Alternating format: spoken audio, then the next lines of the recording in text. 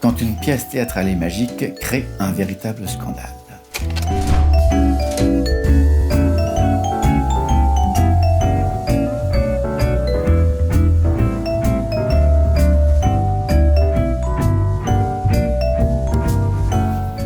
Revenons un peu en arrière.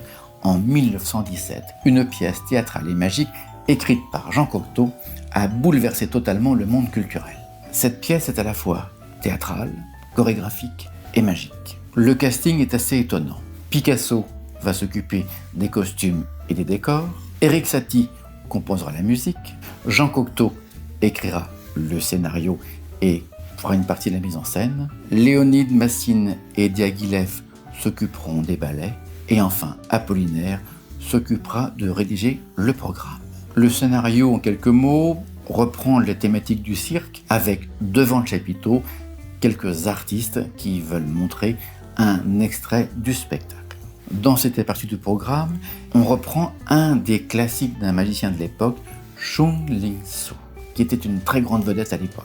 La première de cette pièce, totalement iconoclaste, eut lieu le 18 mai 1917 au Théâtre du Châtelet à Paris. Détail étonnant, pour la première, le costume des jambes de l'acrobate a été peint directement sur les jambes de l'acrobate par un certain Pablo Picasso. Un peu trop avant-gardiste pour l'époque, le spectacle fit un véritable scandale. Il sera repris 3 ans plus tard, toujours à Paris. Et Jean Cocteau écrit à ce moment-là, 3 ans après, les détracteurs applaudissent sans se souvenir que 3 ans auparavant, les mêmes sifflaient le spectacle. En fait, Parade modifia radicalement la vision des arts de la scène à cette époque. Et c'est en ça aussi que la magie est un art vivant. Parade a modifié radicalement la vision du public sur les arts vivants. Et c'est en ça que la magie aussi aide le spectacle vivant. Étonnant, non ? Si cette vidéo vous a plu, cliquez sur j'aime. N'hésitez pas à mettre des commentaires, je vous répondrai avec plaisir.